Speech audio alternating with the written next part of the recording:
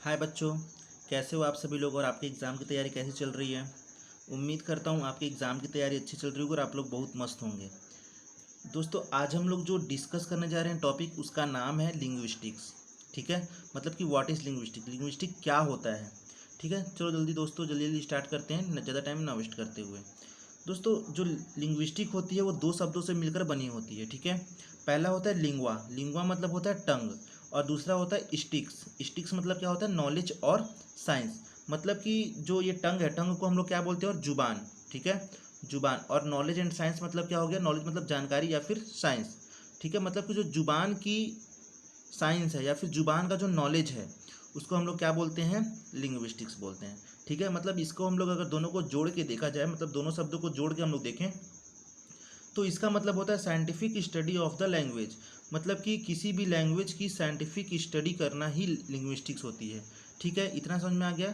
मतलब कि scientific study में क्या किया जाता है, जैसे मान लीजिए किसी भी लैंग्वेज का प्रोडक्शन देखते हैं, इसमें रिसेप्शन देखते हैं, ट्रांसमिशन देखते हैं, उसका उस भाषा का ग्रामेटिकल स्ट्रक्चर क्या है, उसमें सेंटेक्स स्ट्रक्चर क्या है, उस भाषा को बोला कैसे जा रहा है, उसमें जो वर्ड्स यूज़ हो रहे हैं उसका मीनिंग किस प्रकार निकल रहा है। ये मतलब सारी चीज़ों का अगर हम लोग साइंटिफिक स्टडी करते हैं ना, तो उस हम लैंग्वेज का साइंटिफिक स्टडी करते हैं किसी भी लैंग्वेज का, तो उस चीज़ को हम लोग बोलते हैं लिंग्विस्टिक्स बोलते हैं। ठीक है, वो साइंस को हम लोग बोलते हैं लिंग्विस्टिक्स। ठीक है, अब इसमें आगे देखते हैं कि इसमें कोई भी जो है पर्टिकुलर लैंग्वेज नहीं होता, जैसे कोई इंग्लिश लैंग्वेज नहीं होता, या फिर उर्दू लैंग्वेज नहीं होता, या फिर कोई हिंदी लैंग्वेज ही नहीं होता, जर्मन लैंग्वेज नहीं होता, बल्कि इसमें सारे लैंग्वेजेस यूज़ होते हैं जो कि ह्यूमन लैंग्वेज इन जनरल।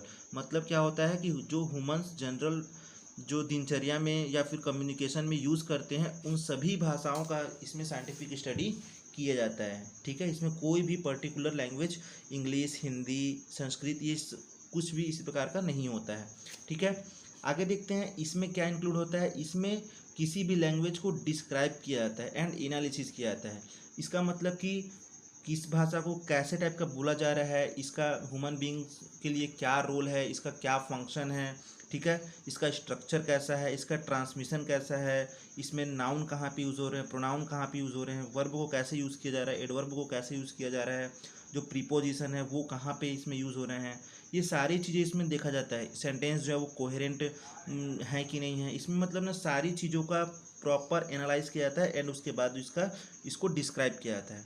ठीक है, इतना समझ में सबको आ गया। अब आगे देखते हैं इसका एम, मतलब कि ये लिंग्विस्टिक्स जो है इसका एम क्या है। तो इसका दोस्तों एम ये है कि ये साइंटिफिक अंडरस्टैंड करता है। मतलब कि किसी भी चीज़ों को, किसी भी जो भाषा होती है उसको हम लोग साइंटिफिक इसमें अंडरस्टैंड करते हैं, और इसका मानव जीवन में कहाँ पे, मतलब किस जगह पे इसका अच्छा यूज़ कर सकते हैं और कहाँ पे इसका यूज़ होना चाहिए, ये चीज़ों को उसमें देखा जाता है। इसका वे ऑफ ऑर्गेनाइज क्या है, मतलब कोई इसको कैसे, इस भाषा को या फिर किसी भी भाषा को ऑर्गेनाइज कर सकते हैं हम लोग, ये सारी चीज़ें उसमें देखी जाती है। बेसिक नीड्स क्या है, किसी भी अगर लैंग्वेज होती है उसकी बेसिक नीड्स क्या होती है, वर्ड्स क्या होते हैं, उसमें ट्रांसमिशन क्या होनी चाहिए, प्रोडक्शन क्या होनी चाहिए, स्ट्रक्चर क्या होनी चाहिए, ये जो मतलब ह्यूमन बींग्स के लिए हमारे मतलब कम्युनिकेशन में क्या रोल प्ले कर सकता है, ये सारी चीज़ों को इसमें डिस्कस किया जाता है। ठीक है, लिंग्विस्टिक में ये सारी चीज़ों की साइंटिफिक स्टडी की जाती है, उसमें डिस्कशन किया जाता है। ठीक है, इसका मानव जीवन में जो है इसका क्या फंक्शन होगा। ठीक है, इसका स्ट्रक्चर कैसा होगा, इसको बोला कैसे जाएगा, इसको उच्चारण कैसे किया जाएगा।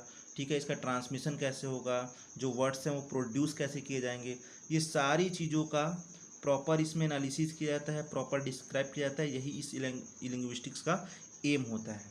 ठीक है, तो बात करें अगर हम लोग सारी चीज़ें जितनी भी हम लोग अभी डिस्कशन किया हुआ है, अगर इसको मैं सारे का एक समरी निकालना चाहूँ तो हमारे सामने ये आता है कि लिंग्विस्टिक जो होती है ये एक ऐसी साइंस होती है, स्टडी की एक ऐसी साइंस होती है जो कि किसी भी लैंग्वेज की ओरिजिन, ठीक है, मतलब कि वो भाषा जो है, वो लैंग्वेज है, वो आई कहाँ से है, उसका ओरिजिन क्या है। ठीक है, फिर उसके बाद ऑर्गेनाइजेशन, इसको ऑर्गेनाइज कैसे कर सकते हैं। ठीक है, उसके बाद नेचर, इस जो लैंग्वेज है उसका नेचर क्या है, ये चीज़ों को उसमें देखा जाता है। And development of language, development of language मतलब कि इस भाषा का कब कब विकास हुआ है, कब कब समय के थ्रू, कब कब हिस्ट्री में, कब कब कौन कौन सी भाषा इसमें इन्वॉल्व हुई है, ये सारी चीज़ों का उसमें स्टडी किया जाता है। ठीक है, उसके बाद है डिस्क्रिप्टिवली, मतलब कि इसमें चीज़ों को डिस्क्राइब किया जाता है कि इसका प्रोडक्शन क्या है, रिसेप्शन क्या है, ट्रांसमिशन क्या है, ग्रामेटिकल स्ट्रक्चर क्या है, जो लैंग्वेज में हम लोग वर्ड यूज़ करते हैं उस वर्ड का मीनिंग क्या है, सेंटेंस का स्ट्रक्चर क्या है, हम लोग अगर उस भाषा को बोल रहे हैं तो वो जो बोल रहे हैं वो कैसे बोल रहे हैं, प्रोडक्शन कैसा हो रहा है उसका, और जो उसके मतलब वर्ड है वो प्रोड्यूस किस प्रकार किए जा रहे हैं, ये सारी चीज़ों का उसमें डिस्क्रिप्शन होता है, उसमें हम लोग डिस्क्राइब करते हैं। ठीक है। हिस्टोरिकली मतलब ये होता है कि इतिहास, उस लैंग्वेज का हम लोग इतिहास देखते हैं कि इतिहास में कब कब किस समय पे उसमें मतलब इन्वॉल्व हुआ, उसमें विकास होते गया। जैसे कि इंग्लिश भाषा होती है उसमें पहले लैटिन भाषा बोली जाती थी, उसके बाद उसमें ग्रीक एंड जर्मन भाषा को शामिल किया गया और धीरे धीरे उसका ओल्ड इंग्लिश से लेकर मिडिल इंग्लिश तक उसका जो उदय हुआ है। ठीक है। ये सारी मतलब चीज़ों को उसमें स्टडी की जाती है लिंग्विस्टिक्स में। ठीक है। उसके बाद कंपेरेटिवली होती है, मतलब कंपेरिजन किया जाता है। जैसे मान लो उर्दू भाषा को हम लोग इंग्लिश भाषा के साथ कंपेयर करते हैं, हिंदी को संस्कृत के साथ करते हैं, इंग्लिश को संस्कृत के साथ करते हैं। मतलब कि इस स्टडी में जो लिंग्विस्टिक्स है, इस साइंटिफिक स्टडी में हम लोग एक लैंग्वेज को दूसरे लैंग्वेज के साथ क्या करते हैं, इसमें कंपेयर भी करते हैं। एंड एक्सपेक्टिसिटी, इसका मतलब ये होता है कि हम लोग खोलते हैं भाषा को उसका खोल के पूरा अच्छे से स्टडी करते हैं। ठीक है। फॉर्मुलेटेड द जनरल रूल, जो जनरल रूल होते हैं, जो लैंग्वेज के जनरल रूल होते हैं लैंग्वेज के संबंध में, उसका हम लोग जितना भी फॉर्मूला होते हैं उसको हम लोग स्टडी करते हैं। ठीक है। मतलब कि linguistic is that science which study of origin, organization, nature and development of language descriptively, historically, comparatively and explicitly and formulates the general rules related to language. मतलब कि ये सारी चीज़ें इस लिंग्विस्टिक्स में, साइंटिफिक स्टडी में आ जाती हैं। ठीक है। ये तो हो गई पूरी लिंग्विस्टिक्स। ठीक है। उसके बाद हम लोग जो मतलब हमारी भाषाएं आती गई, उसका विकास होते गया, है ना, दुनिया में अलग अलग भाषाएं हैं, उसके सभी चीज़ों के स्टडी के लिए इसको जो है 3 पार्ट में डिवाइड किया गया। ठीक है। जो लिंग्विस्टिक है उसको 3 पार्ट्स में डिवाइड किया गया है। चलिए देखते हैं वो किस किस स्केल के हिसाब से उन जो मतलब पार्ट्स को है डिवाइड किया गया। पहला है डाइक्रोनिक लिंग्विस्टिक। ठीक है। डाइक्रोनिक लिंग्विस्टिक मतलब कि इसमें क्या होता है, किसी भी लैंग्वेज के हिस्ट्री और टाइम के हिसाब से उसका स्टडी किया जाता है कि मतलब कि इसमें कौन कौन सी भाषा किस किस समय पे किस किस हिस्ट्री में इसमें मतलब इन्वॉल्व हुई है और इससे क्या प्रभाव पड़ा है, इसमें मतलब लैंग्वेज में क्या विकास हुआ है। ठीक है। इसमें हिस्ट्री एंड टाइम, ध्यान रखना, हिस्ट्री एंड टाइम के साथ साथ किसी भी भाषा में, किसी भी लैंग्वेज में क्या क्या चेंजेस हुए हैं, इस चीज़ को हम लोग इसमें स्टडी करते हैं, डायक्रोनिक लिंग्विस्टिक। ठीक है। फिर होता है सिंक्रोनिक लिंग्विस्टिक। इसमें क्या होता है, एक गिवन टाइम में, मतलब एक पर्टिकुलर गिवन टाइम में किसी भी कम्युनिटी में, ठीक है, कम्युनिकेशन कैसा होता है, किस लैंग्वेज का यूज़ करते हैं, उस लैंग्वेज में क्या चेंजेस होते हैं, क्या डेवलपमेंट होते हैं, इस चीज़ को हम लोग उसमें प्रॉपर स्टडी करते हैं, उसको हम लोग बोलते हैं सिंक्रोनिक लिंग्विस्टिक।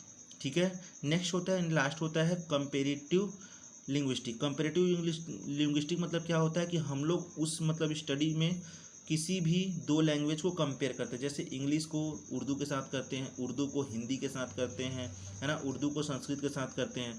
तो जो ये लास्ट होती है कंपेरेटिव लिंग्विस्टिक, इसमें हम लोग किसी भी लैंग्वेज को, किसी भी 2 लैंग्वेज को आपस में जो है कंपेरिजन करते हैं और उसका हम लोग कंक्लूजन निकालते हैं। ठीक है।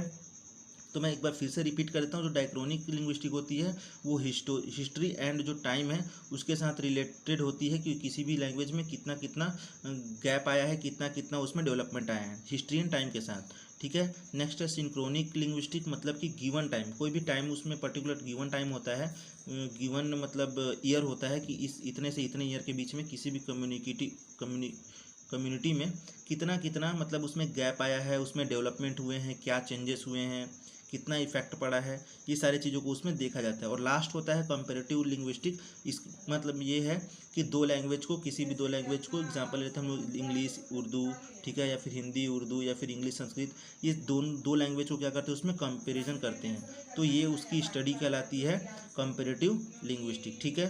तो दोस्तों उम्मीद करता हूँ कि आपको ये वीडियो समझ में आई होगी। मिलते हैं नए वीडियो के साथ।